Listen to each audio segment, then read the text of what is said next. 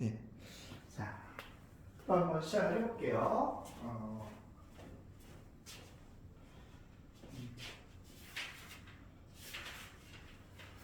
여기 그 오비탈 문제들은 몇 개 더 있긴 한데 집에서 또 좀 어느 정도 풀어보면서 연습을 하는 게 또 좋긴 하겠죠. 그렇죠. 네. 그래서 여기는 숙제를 내줄게요. 여기 60쪽에서 여기 65쪽까지는 숙제로 하고 60에서 65쪽까지는 숙제로 하고 여기 주기율표 부분을 한번 나가보도록 할게요. 자, 66쪽이 되겠습니다. 주기율표. 여기 좀 더 쉬울 수는 있어요. 주기율표는 우리가 한 번씩 다 들어봤거나 이제 알고 있는 내용이긴 합니다. 그렇죠? 네. 자, 오늘날 원서들을 이렇게 표에다가 배치해 놓은 거죠. 그렇죠? 이때 우리가 가로줄을 주기, 세로줄을 족이라고 해서 120여 정도의 원서들을 표에다 배치해 놨는데 처음부터 이 표가 만들어졌고 원소들이 다 알려져서 여기다 집어넣은 건 아니에요. 그래서 주기율표가 만들어지기까지는 어떤 과정이 있었느냐 이런 것들을 이제 좀 알아본다면 제일 첫 번째 알고 있어야 될 분은 바로 데베라이너라고 하는 과학자입니다. 과학자 이름이죠. 근데 이분이 보니까 몇 개의 원소들을 보니까 3개씩 묶으면 비슷한 성질을 가진 애들이 있다는 걸 알았어요. 그러니까 예를 들면 이제 우리가 화학과학 때 배웠었던 알칼리 원소들 있죠. 그러니까 알칼리라는 말이 이때는 등장하지 않은 겁니다. 그러니까 칼륨, 나트륨, 리튬 이렇게 묶으니까 얘들은 이름은 다르지만 성질이 좀 비슷해. 보니까 예를 들면 이제 뭐 물에 잘 녹고, 그렇죠? 예, 원래는 금속인데 산소와 잘 반응해서 광택을 잃어버리고, 그렇죠? 예, 물에 녹을 때는 뭐 수소기체를 발생하고, 뭐 물에 녹은 애들은 염기성이 되고, 뭐 이런 거 있잖아요. 그러니까 이런 어떤 공통점이 있더라는 거죠. 예, 마찬가지로 우리가 할로젠 원소들 있죠? 할로젠 원소들, 뭐 플로린이나 염소나 브로민, 얘네들도 마찬가지로 이름과 색깔은 조금씩 다르지만 비슷한 성질들을 가져요. 그치? 뭐 수소라든지 또는 알칼리 원소를 포함한 여러 금속 원소들과 잘 반응을 합니다. 맞죠? 그리고 얘들은 또 마이너스 1가의 음이온이 쉽게 될 수 있고요. 그 밖에도 비슷비슷한 성질들을 많이 나타냅니다. 그쵸? 그래서 이거를 마찬가지로 하나를 묶을 수 있지 않겠는가? 이렇게 3개씩 묶어보면 비슷한 성질을 갖는 애들을 묶을 수 있더라라는 거죠. 그렇죠? 네. 예를 들면 우리가 알고 있는 비활성 기체들도 이렇게 묶으면 성질이 비슷할 거 아니에요. 그치? 자, 이렇게 이제 원소를 3개씩 묶어서 비슷한 성질을 가진 애들끼리 묶은 것을 새쌍 원소설이라고 합니다. 그러니까 데베라이너가 이렇게 원소를 3개씩 묶었기 때문에 이 개념을 뭐라고 부른다? 새쌍 원소설이라고 부른다는 거예요. 알겠죠? 네. 자, 그 다음에 시간이 또 흐른 다음에 뉴렌즈라고 하는 과학자가 이제 등장합니다. 뉴렌즈. 그렇죠? 새로운 렌즈를 좋아하는 과학자인지 모르겠지만 자, 이분이 보니까 원소들을 원자량 순으로 배열했을 때 8번째마다 화학적 성질이 비슷한 원소가 온다라는 것을 발견했어요. 예, 그러니까 이렇게 이제 원자량이 작은 애부터 이렇게 무거운 애로 이렇게 배열했다고 할게요. 그림은 이렇게 이제 그렸지만 이게 원자량이라고 볼게요. 그러니까 원자량이 작은 애부터 큰 수를 배열했을 때 몇 번째마다 8번째마다 그쵸, 화학적으로 비슷한 공통적 성질을 가진 애들이 등장한다는 걸 알았죠. 이게 이제 오늘날 뭐냐면 조개 개념과 유사한 거죠. 그쵸? 예. 조기 보면 같은 세로줄에 오는 원소들인데 얘네들은 화학적 성질이 비슷하고 원자과 전자가 같다라는 걸 알 수 있어요. 맞죠? 그러니까 마찬가지로 주기율표가 아직 등장하지 않은 시대에 이걸 알았는데 이제 뉴렌즈라는 거죠. 이해됐죠? 원자량 순으로 배열했을 때. 자, 그러면 이제 최초로 이렇게 네모난 표에다가 원소들을 집어넣어보면 어떻게 했느냐? 그거를 이제 실행에 옮긴 사람이 바로 멘델레프입니다. 그렇죠? 멘델레프예요. 우리가 알고 있는 주기율표죠. 근데 이제 최초의 주기율표라고 볼 수 있고요. 현재 주기율표는 약간 이 멘델레프의 주기율표하고는 다릅니다. 어떻게 다르냐면 우리가 지금 쓰는 주기율표는 1에서 1쪽부터 18쪽까지 있어요. 맞아요? 그치. 1에서 18쪽까지 있죠. 주기도 1에서 7주기까지 있습니다. 그치? 근데 이 멘델레프의 주기율표는 18쪽까지 있지 않습니다. 1에서 8쪽까지만 있어요. 그러니까 우리는 현재 이 족이 1쪽부터 18쪽까지 18개 족이 있잖아요. 근데 이때 멘델레프의 족은 8개밖에 없었다는 거예요. 알겠죠? 8종류 족이 8개 있었다. 8개의 족이 있었다는 거예요. 그리고 더 중요한 건 뭐냐면 멘델레프는 이 원소들을 어떤 순서로 배열했냐면 원자량 순으로 배열했습니다. 원자량. 그러니까 원자량이 가벼운 애부터 점차 무거운 애 순으로 배열했어요. 그러니까 쉽게 말하면 너 몸무게가 너는 50kg이네. 너는 53kg이네. 그럼 너는 1번, 너는 2번이야. 너는 57kg이네. 네가 더 무겁구나. 그럼 너는 3번. 이런 식으로 몸무게 순으로 배열했다라는 거죠. 그렇죠? 쉽게 말하면 학교에 30명이 있는데 반에 30명이 있는데 몸무게 순으로 배열했다 이런 얘기야. 이게 그렇죠. 누구냐면 멘델레프의 주기율표예요. 그래서 원자량 순으로 배열하였다. 그리고 족은 1에서 8쪽까지밖에 없었다. 이해됐나요? 네. 그래서 요때 이제 발견된 원소는 60여 종류밖에 없습니다.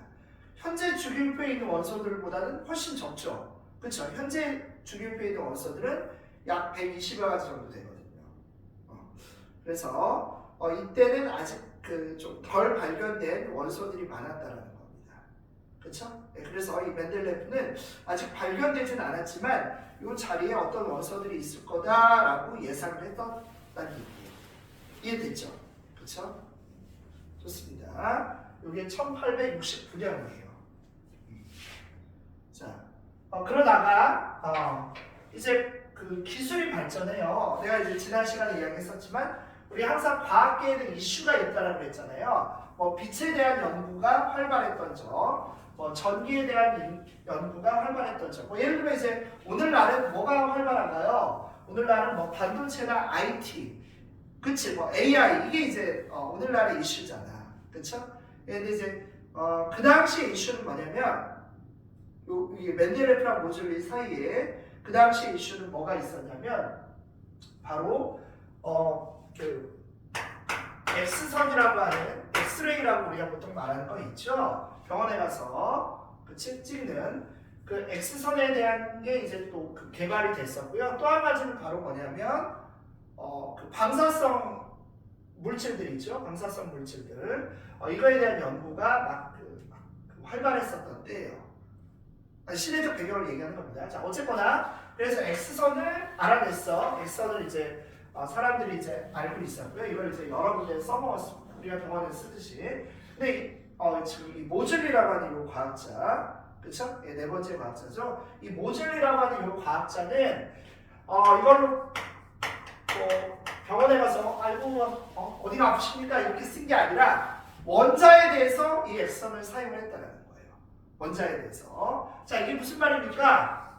네, 이렇게 해서 몸이 아픈데 쓸 때 X선을 써야지. 자, X선은 투과력이 굉장히 좋아요. 그러니까 잘 뚫고 들어갈 수 있다는 거야. 좁은 틈이나 이런 데를 잘 뚫고 들어가서 그렇죠. 직진하는 그러한 성질이 굉장히 강합니다. 누가? X선. 그래서 어쨌다는 겁니까? 네, 그래서 우리가 공항 검색 때에도 심지어 이 X선을 사용을 해요. 우리 찍 하면은 그렇죠. 이렇게 막 이렇게 안에 있는 물건 이렇게 막 다 뜯고 이렇게 하지 않아도 안에 뭐가 있는지를 알잖아. 그렇죠? 그 사람들은 어떻게 알겠어? 신이야? 신이라서 아는 게 아니죠. 바로 이 X선을 이용을 하는 겁니다. 이게 공항검색대를 지나가면 그렇죠? 이 공항검색대에 바로 이 X선이 나오는 물질이 있어서 얘가 그 안을 그러니까 물질을 뚫고 지나가는 거예요. 이렇게 막 부신다는 뜻은 아닙니다. 투과력이 강하다는 거예요. 그러면 이 내부 구조를 파악할 수 있다는 거예요. 이해됐죠? 네, 그렇죠. 그래서 원자의 내부 구조를 파악하는 용도로 이 액선을 사용할 수 있었다는 겁니다. 자, 그래서 어쨌거나 알아낸 건 뭐냐면 원자마다 이 양성자수, 그러니까 핵 속에 있는 양성자수가 다르구나. 어떤 원소는 핵 속의 양성자가 얘는 20개고 얘는 21개고 얘는 15개고 얘는 7개고 이런 식으로 핵 속에 있는 양성자 수가 다르다는 걸 알았고 그럼 이걸 가지고 원소들을 그쵸 번호를 매기거나 분류하는 용도로 쓰면 어떨까라고 생각한 게 바로 모듈리예요. 이해됐죠? 그치? 그러니까 정리해보면 그치? 액선이 발견된 걸 이용했다. 알겠죠? 그걸 원자에서 한다. 그래서 핵 속에 있는 양성자 개수에 따라서 뭐를? 그쵸? 번호를 부여를 한 거예요. 그치? 그래서 얘는 1번, 얘는 2번 이런 식으로 번호를 붙인 게 바로 모듈입니다. 예를 들면 우리가 수소는 원자 번호 1번 아니에요? 맞죠? 헬륨은 2번이고 리튬은 3번이고 철은 26번이죠? 맞지? 그치? 이거 무슨 순서냐라고 묻는다면 어떤 친구 이거 알파벳 순서 아니냐 또는 발견 순서 아니냐라고 하는데 아니에요. 알파벳 순서도 아니고 발견 순서도 아닙니다. 그치? 뭐야? 양성자 개수순이야. 양성자 개수순. 핵 속에 들어있는 양성자 개수에 따라서 번호를 부여한 거야. 그러니까 우리는 예를 들면 학교에서는 출석 후 기억니은 순서대로 보통 번호 부여하잖아요. 그쵸? 김땡땡, 고땡땡 이렇게 해서 번호를 부여하잖아. 근데 이 모듈리는 그게 아니라 핵 속에 있는 요 양성자 개수에 따라서 번호를 부여를 한 거예요. 그래서 수소가 1번인 이유는 그치? 수소가 알파벳 처음이거나 아니면 수소를 제일 먼저 발견해서가 아니라 수소 안에 그러니까 핵 속에 양성자 하나 있기 때문에 1번인 거예요. 헬륨은 몇 개겠어? 2개겠죠? 그러니까 원자 번호가 2번이라고 말해요. 그쵸? 리튬은 3개니까 3번인 거고 철은 그렇죠. 26개니까 원자 번호가 26번인 거란 말이에요. 탄소는 6개니까 6번인 거고 맞아요? 알겠지? 그치? 자, 원자 번호는 양성자 개수에 따라서 번호를 부여를 했다. 그리고 나서 이제 아까 그 멘델레프가 이미 표는 만들어놨다고 하잖아요. 우리가 이런 표가 있으면 편하다라는 거는 우리가 알고 있어요. 여러분 이 시간표도 이렇게 네모나게 표로 만들지 않아? 맞잖아. 생활여행표도 이렇게 하죠. 그쵸? 식당에서 쓰는 메뉴판도 이런 식으로 네모나게 해서 분류를 해놓잖아. 그치? 왜? 그러면 사람들이 보고 이렇게 알아보기 편하니까. 그치? 바로 이제 이전에 이제 멘델레프가 있었으니까 멘델레프가 이렇게 표를 쓰니까 이게 편하다는 걸 알고 있었어요. 다만 그쵸? 이 사이에 발견된 원소들이 있잖아. 그치? 그리고 이 그 원자 번호, 즉 양성자 개수에 따라서 번호를 부여를 해보니까 그 전에 그 멘델레프의 그 순서하고는 조금 안 맞는 구석이 있더라는 얘기예요. 그래서 그거를 수정을 해서 딱 완결 지은 표로 완성한 게 바로 모듈리의 주기율표다라는 거죠. 그래서 모듈리는 바로 현재 우리가 사용하는 이 주기율표, 그렇죠? 1에서 18초까지 있는 이 주기율표를 만든 게 모듈리라는 거예요. 그래서 멘델레프와 다르게 모듈리의 주기율표는 뭐다? 1에서 18초까지 있다. 알겠죠? 8이 아닌 1에서 18초까지 있다. 그리고 얘는 양성자 개수에 따라서 번호를 부여한 거다. 원자량 순이 아니라, 그러니까 몸무게 순이 아니라 양성자 개수에 따른 번호 순이다. 오케이? 이해됐죠? 그거를 잘 알고 계시면 될 것 같습니다. 그래서 현대 주기율표를 완성한 거는 모듈리다. 최초의 주기율표는 멘델레프고. 자, 아까 요 사이사이에도 물론 자질구레한 건 있겠죠? 근데 우리는 굵직굵직한 것만 배우는 거야. 알겠죠? 굵직굵직한 그러한 사건들만 배운 거다. 좋습니다. 자, 나머지는 별거 없어요. 자, 그래서 우리 주기율표는 세로줄이 조, 가로줄이 축이죠. 가로줄은 1에서 7주기까지, 세로줄은 1에서 18조까지 있다는 겁니다. 맞아요? 그치? 가로줄은 주기, 세로줄은 조. 그런데 이 중에, 그쵸? 이 중에 전자 껍질 수와 관련된 건 뭘까요? 그게 주기입니다. 전자 껍질 수와. 그러니까 예를 들면은 1주기는 수소랑 헬륨밖에 없죠. 그치? 왜? 이 두 원소는 그쵸? 그 껍질 하나, 그쵸? 해에서 가장 가까운 껍질인 K 껍질에, 그치? 전자가 안정적으로 채워지니까. 맞죠? 다른 껍질 갖고 있지 않잖아. 그래서 얘들이 1주기인 거예요. 예, 그거에 비해서 뭐 리튬부터 해서 요 2주기 원소들은 껍질이 2개죠? 마찬가지로 3주기 원소들은 껍질이 3개라는 거예요. 4주기 원소는 4개, 5주기 원소는 껍질을 5개라는 거죠.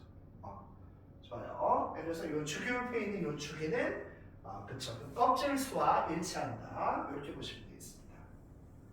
그러면 족은 뭐냐? 그쵸? 네, 족이 바로 아까 말했지만 화학적 성질들이 비슷한 애들끼리 묶어놓은 거라고 그랬잖아요. 그쵸? 그쵸. 그래서 예를 들면 우리 1족은 맨 위에 있는 수소 제외하면은 다 알칼리 원소로 묶을 수 있습니다.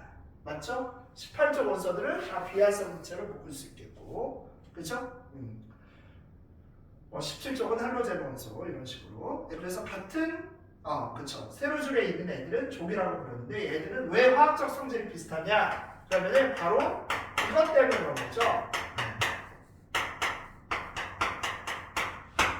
요 같은 세로줄에 있으면은 뭐 이름이라든지 크기나 전자 껍질의 총 개수는 다르죠. 그건 당연히 다르죠. 하지만 뭐가 같을 수밖에 없냐면 이 원자과 전자의 수가 같을 수밖에 없어요.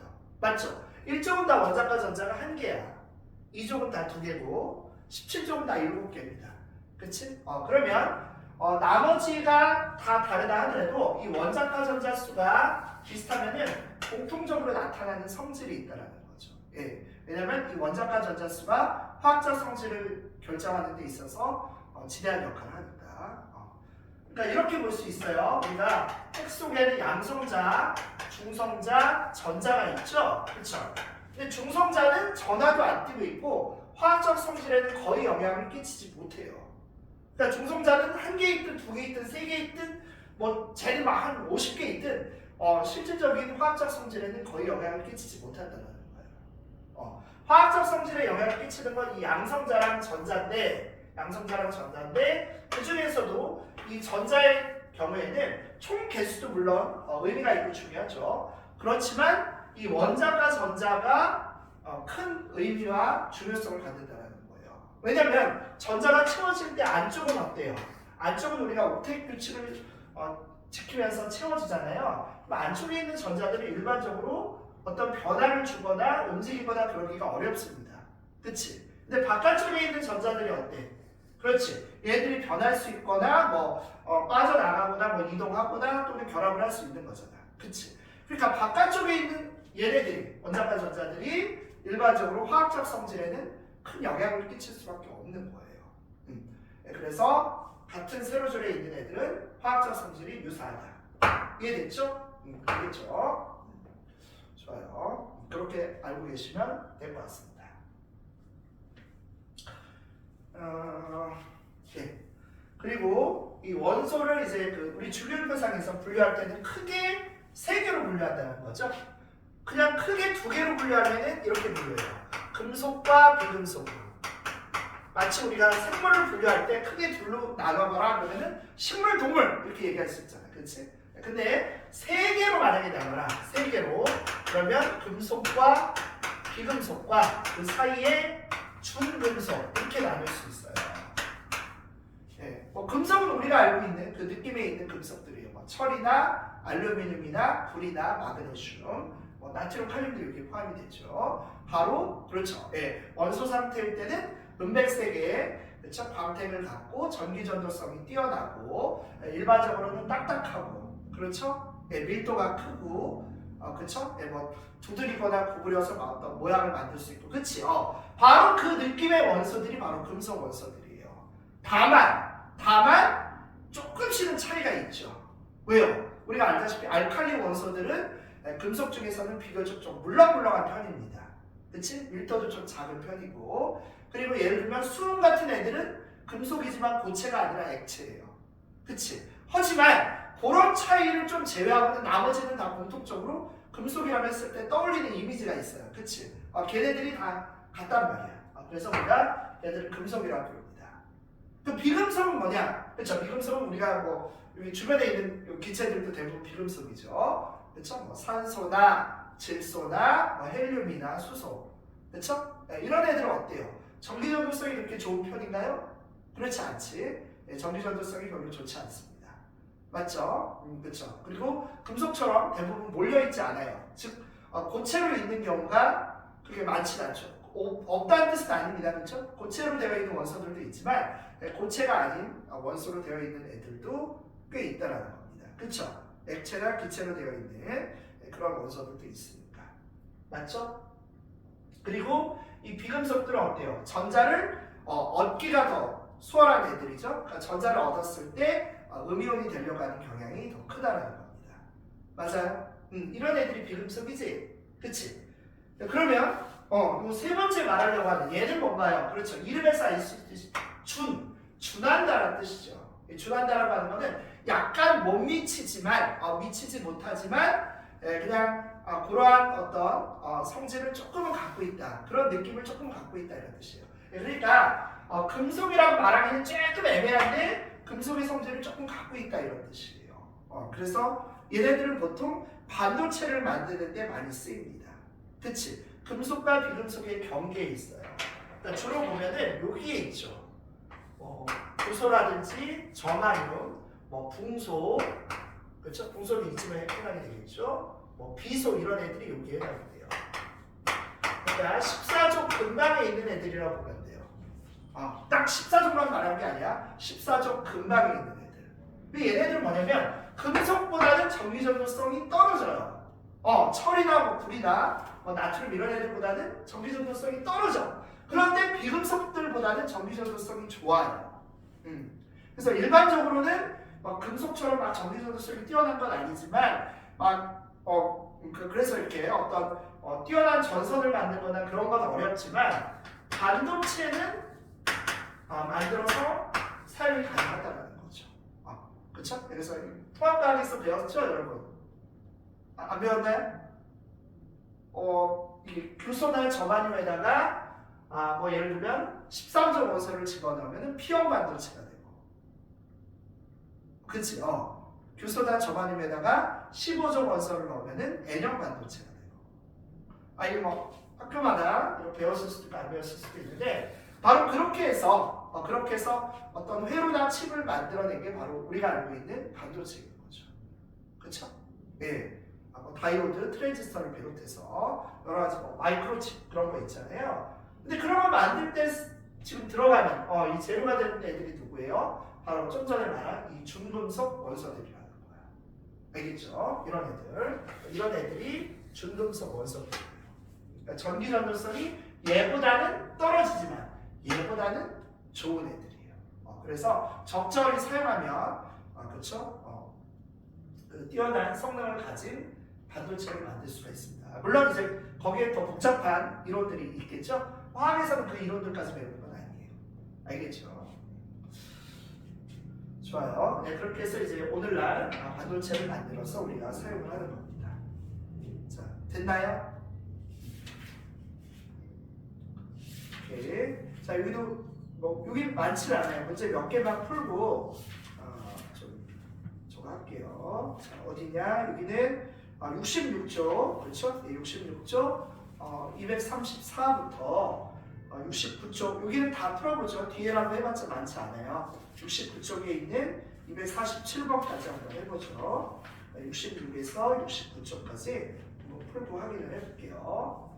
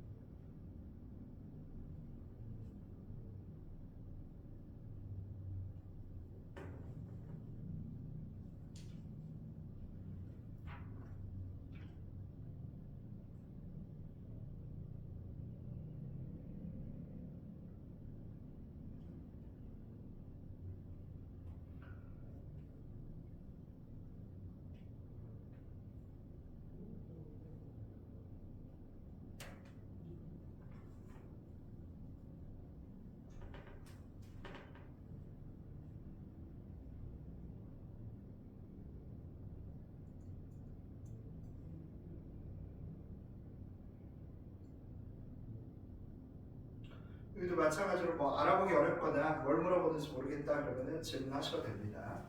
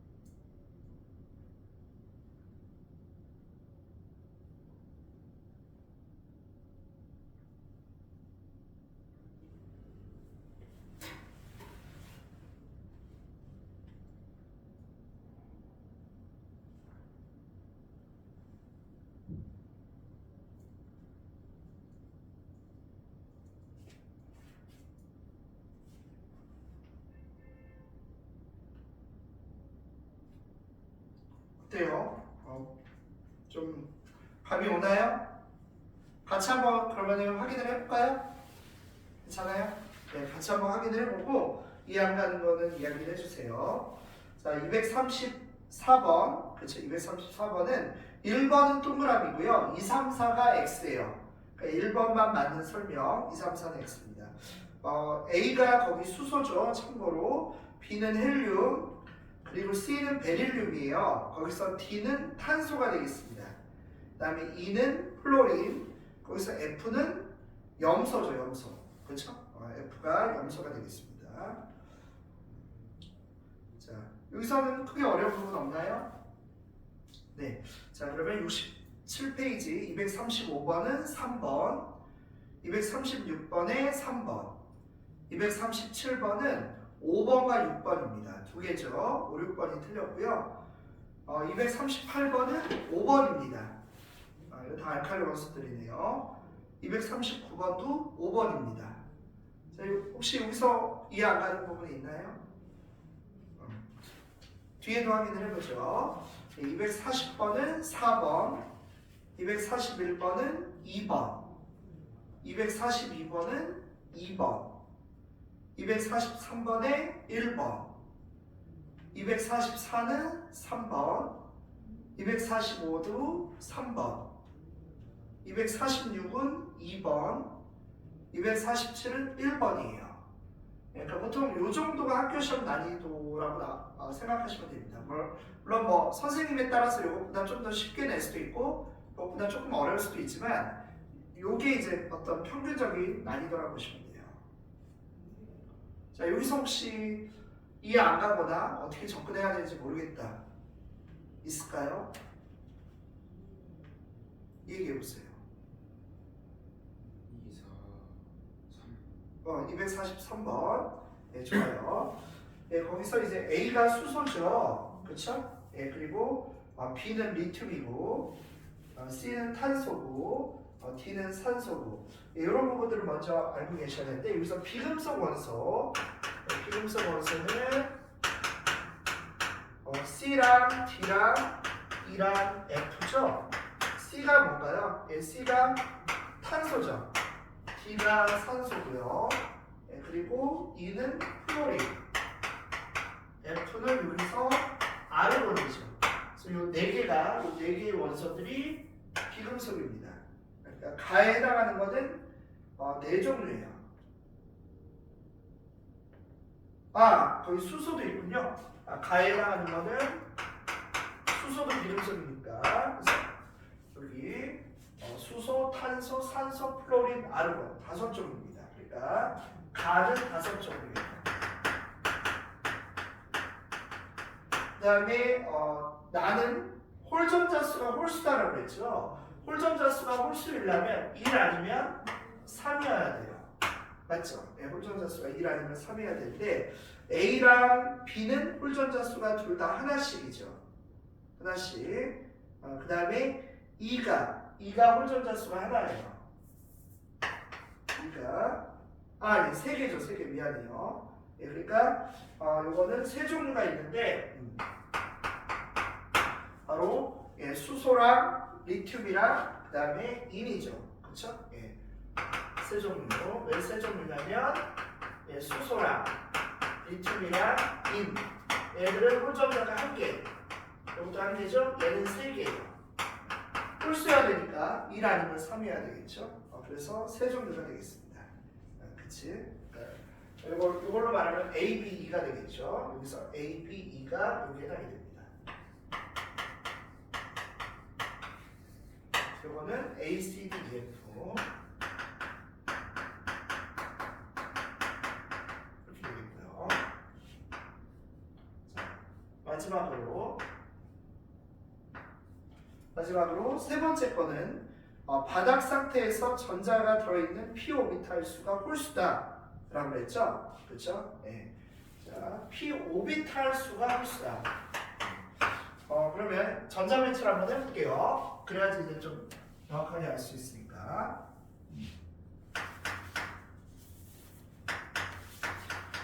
먼저 A는 수소니까 여기 지금 피오비탈에 전자가 안 들어가 있죠? 그렇죠? 그러면 이런 것들을 우리가 생각을 해도 될 것 같습니다. 그렇죠? A는 예를 들면 A는 수소인데, 자, A는 수소인데 수소는 이렇게 되니까 지금 피오비탈에 뭐 전자가 홀수 뭐 그런 거 아니죠? 그렇지? 그리고 마찬가지로 B는 리튬인데 리튬 역시 ES2, ES1 이런 식이니까 피오비탈에 전자가 안 들어가 있습니다. 그럼 C를 해볼게요. C는 탄소죠. 그래서 ES2, ES2, 그 다음에 EP2가 되겠습니다. 그렇죠? 그러면 얘는 피오비탈에 전자가 두 개가 들어있는 거죠. 그렇죠? 좋아요. 네, 그 다음에 D는 산소, ES2, ES2, EP4. 얘도 아니네요, 그렇죠? 그래서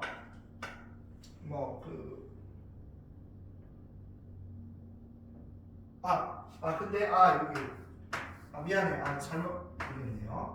여기 전자수가 아니라 오비탈수죠, 오비탈수. 오비탈수. 얘는 피오비탈에 이렇게 들어가니까 전자수는 4개지만 오비탈 수는 몇 개예요? 3개죠. 그렇죠. 그러니까 여기 다에 해당하는 거는 요거. 얘가 오비탈 수가 홀수가 되겠습니다. 3개의 오비탈에 전자가 들어가 있는 거니까.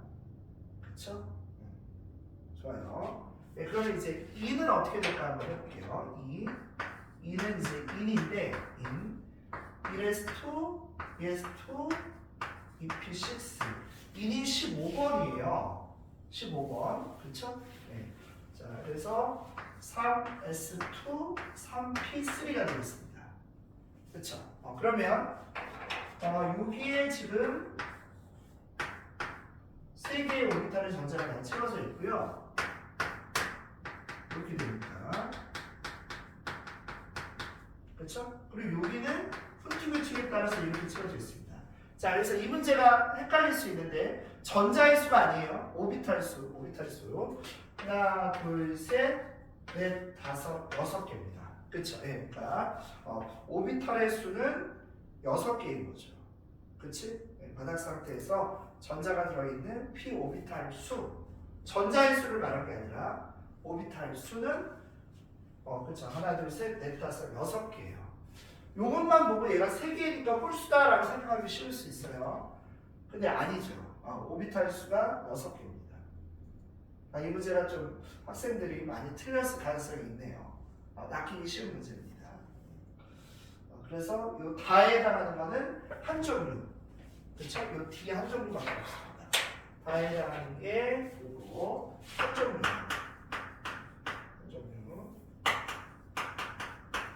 D 안정된 거죠. 그렇죠? D 안정이다. D가 여기서 산소죠? 산소다.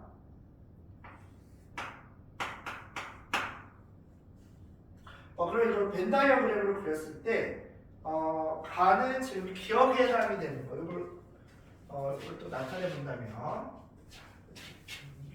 가운데다 표시를 해볼게요. 자, 이 문제가 좀 까다롭네요. 그렇죠? 복잡한 문제가 되겠습니다. 그렇죠? 복잡한 문제입니다. 이걸 벤 다이어그램으로 나타내 보면은 여기가 가, 여기가 나, 여기가 다 영역이죠? 그렇죠? 그러면 여기는 가의 그 조건만 갖고 있어야 되는 거죠? 그렇죠? 그리고 여기가 니은, 여기가 디귿, 여기는 리을, 여기는 미음이에요. 그렇죠? 그래서 요거를 한번 넣어보면은 가는 여기서 C랑 F, 그렇죠? C랑 F가 여기 기억에 해당이 됩니다. 네, 그러니까 가의 특징을 갖고 있으면서 나나 다에는 포함되지 않아야 돼요. 그렇죠? 그러니까 저 5가지 중에서 나나 다에 포함되지 않는 게, 그러니까 이런 걸 지워야 되겠죠. 뭐 E라든지 A를 지워야 되겠죠. 그다음에 B랑 D를 지워야 돼요. 그래서 여기는 C랑 F가 여기에 해당이 되는 겁니다. 그러면 여기 이제 디귿에 해당하는 거는 없죠. 이 3개를 공통으로 갖고 있는 게 없어요. 그러니까 디귿은 없습니다. 맞죠? 디귿은 없습니다. 그리고 가하고 다 중에 공통으로 가는 게 니은인데 니은이 D죠, D.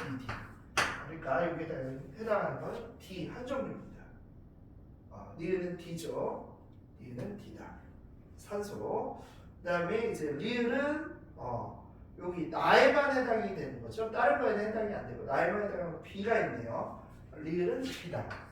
그렇죠? 리을은 B다. 리을에 해당하는 건 B고. 마지막으로 미음은 다에만 해당이 되는 건 없어요. 그렇죠? 예, 그러니까 다의 특징만 갖고 있는 건 없습니다. 여기서 왜냐면 D가 이쪽 넘어가 버렸으니까. 그래서 여기에 해당이 되는 거는 없습니다. 이렇게 되는 겁니다.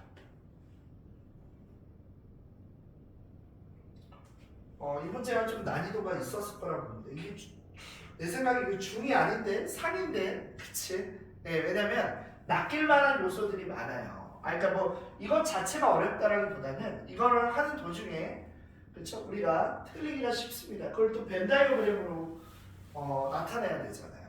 그러니까 그러다 보면 여차저차 하다 보면 우리가 틀리기가 쉽죠. 그래서 좀 난이도가 있었을 거라고 봅니다. 학교 시험에서도 이런 문제들이 종종 등장을 해요. 그러면 내용 자체는 엄청 무슨 뭐 대단한 뭔가가 있진 않지만, 그렇죠? 뭐 미적분을 푸는 그런 건 아니지만 요 중간중간에 실수를 할 수 있을 만한 요소들이 있다는 거죠. 그렇죠? 그래서 그런 부분들을 잘 놓치지 않아야 돼요. 마지막으로는 저 벤 다이어그램, 그렇죠? 저걸 완성할 수 있느냐. 여기서 또 그 관건이 될 수 있겠죠. 맞아요? 그렇지? 그러니까 예를 들면 A는 가와 나의 공통이니까 A는 가하고 나에서는 공통인데, 그러니까 여기에 A가 들어가겠네요. 그렇죠? 맞죠? 가와 나에는 공통이지만 다에는 안 들어가니까 예를 들어서 A는 뭐 이런 데 들어가야 됩니다. 맞죠? 그치? 이런 것들을 잘 연결시킬 수 있어야 되기 때문에 그래서 쉬운 문제는 아니었을 거라는 생각이 듭니다. 그죠? E도 여기에 들어가겠네요. E도 A와 E가 가와 나에는 공통으로 있으니까 다에는 안 들어가지만, 그렇죠? 그러니까 이 영역도 아니고 이 영역도 아니고 A와 E는 요 가운데 이 영역 이 부분에 들어가는 거죠. 그랬을 때 이제 지금 여기 기억 니은 뒤로 니은 미음이 뭔지를 구해야 되는 그런 문제가 되겠습니다. 조금 까다로웠을 거라고 생각이 됩니다. 그냥 우리가 보통 시험 문제 냈을 때 이렇게 해서 여기까지 알면 그냥 이제 답에서 고르면 되는 문제인데 그게 아니니까 굉장히 좀 시간이 소요되는 문제였을 거라는 생각이 들어요. 조금 까다로웠었던 문제가 되겠습니다. 자, 이거 어떻게 되는지 알 것 같나요? 주의할 점은 오비탈의 수를 묻는 건지 전자의 수를 묻는 건지 이런 것들을 놓치시면 안 됩니다. 그리고 여기 이제 3p3로 끝났다고 해서 오비탈 수가 3개라고 하면 안 돼요. 왜냐면 이쪽에 p 오비탈들도 있거든요. 그렇죠? 네. 무슨 말인지 이해됐죠? 그럼 오비탈의 수가 3개라고 하면 안 되고 여기 3개, 여기 3개에서 6개인 거예요. 맞죠? 그리고 D는 전자의 수는 4개인데 오비탈의 수는 3개입니다. 그렇죠? 여기 해서 오비탈의 수는 3개인 거예요. 그치? 그러니까 오비탈의 수를 묻는 건지 전자의 수를 묻는 건지 이게 알면서도 틀리는 거예요.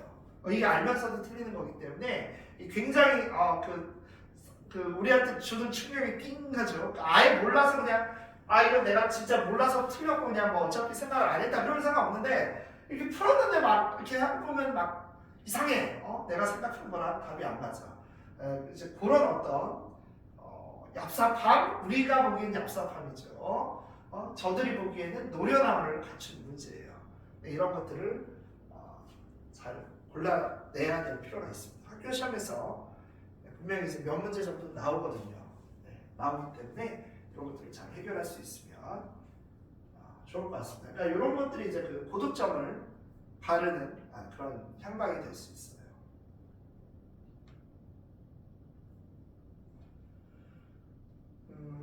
네, 그리고 그렇게 알 수 있을 거라고 생각이 되고 또 어떤 게 혹시 또 이해가 안 가거나 어려운 게 있었을까요?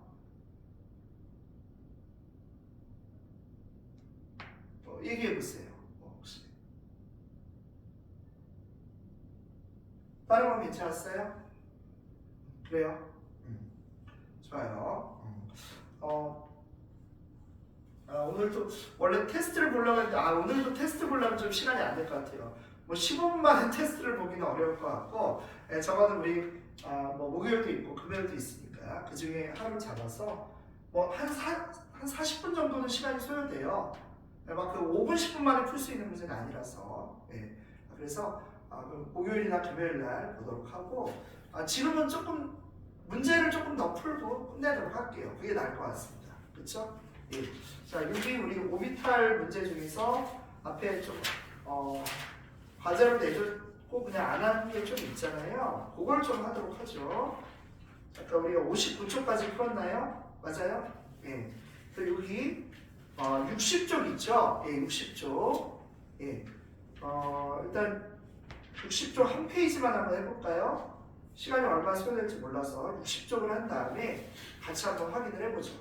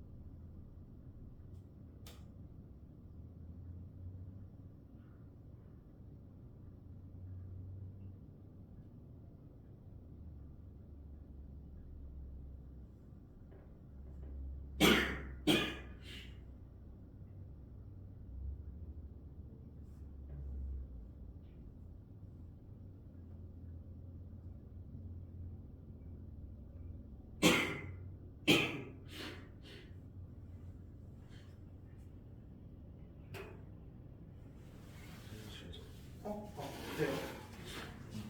괜찮아요?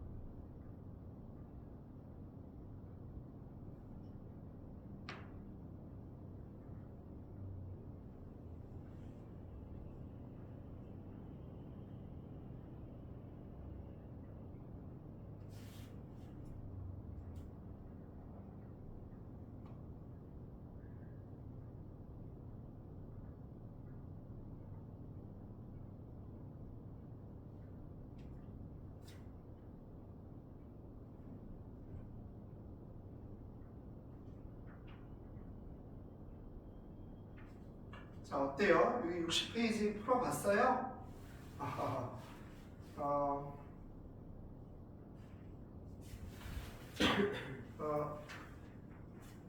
60페이지만 한번 확인을 해볼게요. 예. 그러니까 여기 61에서 65까지는 숙제로 내줄 테니까요.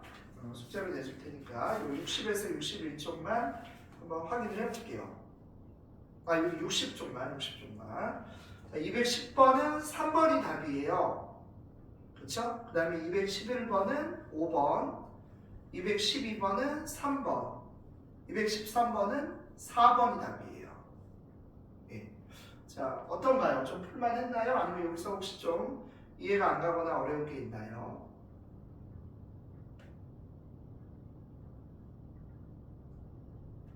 얘기해보세요, 있으면.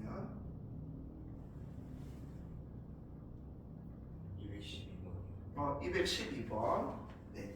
자, 여기서 이제 여기는 지금 전자 배치를 나타냈다라고 했는데 지금 전자수가 같은 이온 세 종류가 있는 거죠. 근데 그 질문은 원자에 대한 질문입니다. 그러니까 바닥 상태의 원자. 그리고 얘는 이온이 아니라 원자일 대로 바꾼 다음에 우리가 비교를 해야 되는 거예요. 이해됐죠? 그렇지. 이 지금 전자 배치는 이온일 때의 전자 배치라는 뜻이에요. 그러니까 세 종류의 이온이 있는데 이온일 때 전자 배치가 이렇게 된다는 얘기죠. 1s2, 2s2, EP6예요. 맞아요? 그러면 자 이온일 때 전자 배치가 좀 이렇다는 거죠. 그렇죠? 그리고 이걸 이제 원자, 그렇죠? 원자일 때로 바꾸면 여기에서 두 개가 더 늘어나야 되죠. 맞아요? 네, 그러면 이렇게 되겠지. 여기까지는 똑같고. 그러면은 여기서 이제 껍질이 끝나니까 그 다음 껍질에 전자 두 개가 원래 있어야 되겠죠? 그쵸? 예. 전자 두 개를 잃어버린 게 2 플러스 양이온인 거니까. 맞아요? 아니구나. 미안. 잘못 얘기했습니다. 내가 잘못 얘기했구나. 미안. 쏘리. 예, E 마이너스인데, 전자 두 개를 얻은 게 이 그림이니까 전자 두 개를 얻기 전의 모습은 이거죠. 맞죠? 그래서 A2-가 요거니까 A는 이렇게 되는 겁니다. 이해됐나요? 마찬가지로 B-가 이거니까 전자를 하나 얻었을 때가 음이온인 거잖아요. 그럼 전자를 하나 얻기 전의 모습은 이렇게 되겠죠. 맞죠? 1s2, 2s2, EP5. 그쵸? EP5. 얘가 두 개를 잃어버린 모습이 이거니까 두 개를 잃기 전에, 즉 원자일 때는 여기서 두 개가 더 있어야 돼요. 그쵸? 이렇게 돼야 되겠죠. 그치? 이게 원자일 때죠. 원자일 때. 그래서 그 원자일 때에 대해서 이제 물어본다면 A와 B는 전자가 들어가 있는 오비탈 수가 같다. 왜냐면 얘도 보면은 이렇게 전자가 채워져 있어요. 그렇죠? 근데 얘도 전자는 이렇게 채워져 있습니다.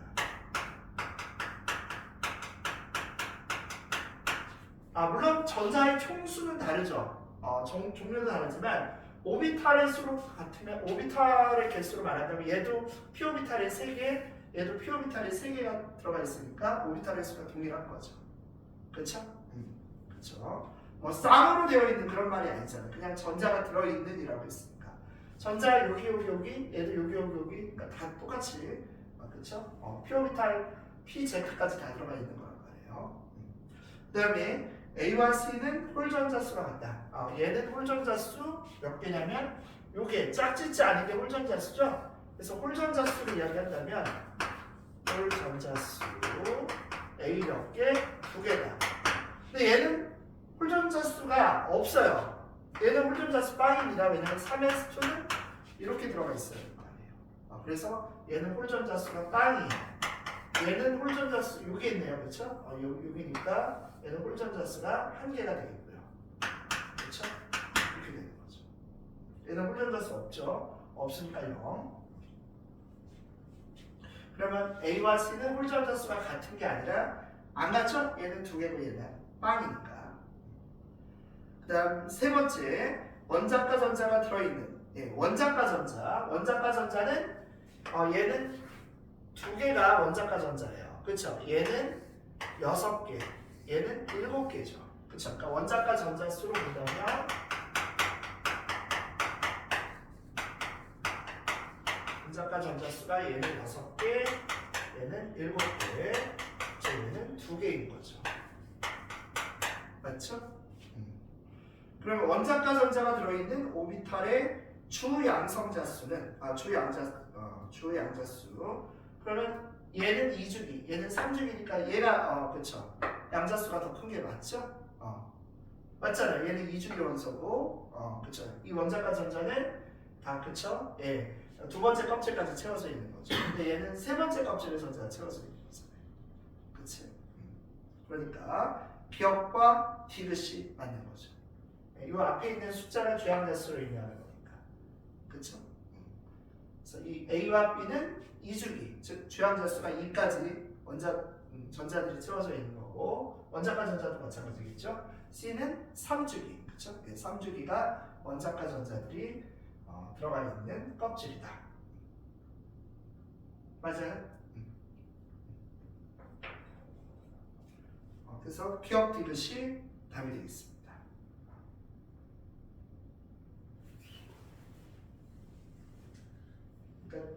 이 문제도 약간 이제 우리가 실수하기 쉬운데 지금 저 배치는 이온의 전자 배치야. 그럼 이온이 아닐 때, 이온이 아닌 원자 상태로 바꾼 다음에 풀어야 돼요. 왜냐하면 바닥 상태의 원자 A, B, C라고 물어봤으니까. 알겠죠?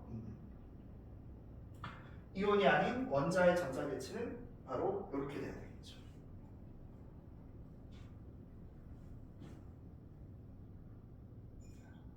그래요.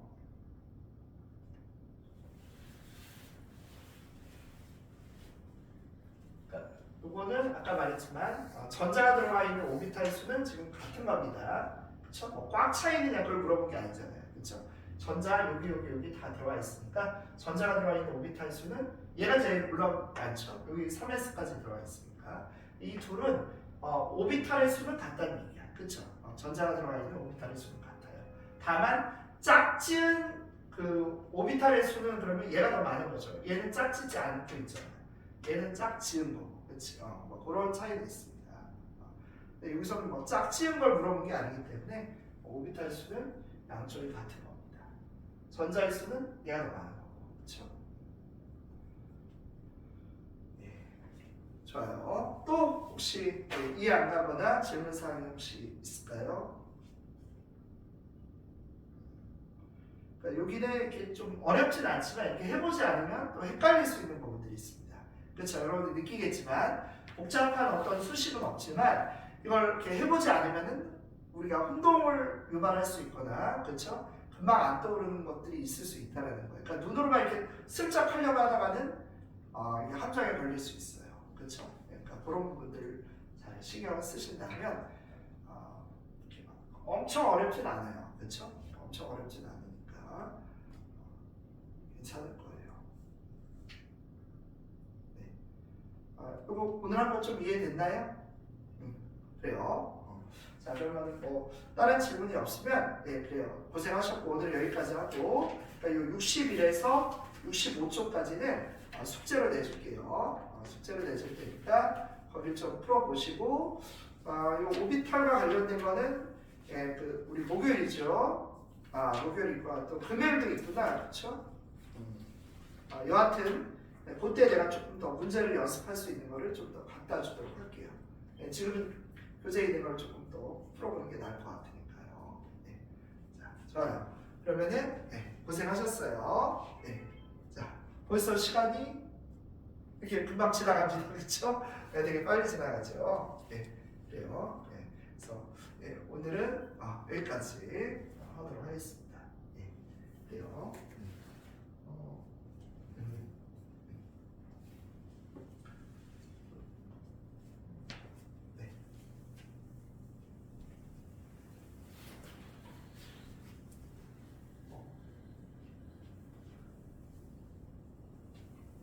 하다 보면 금방 가요, 그렇죠? 시간이. 예.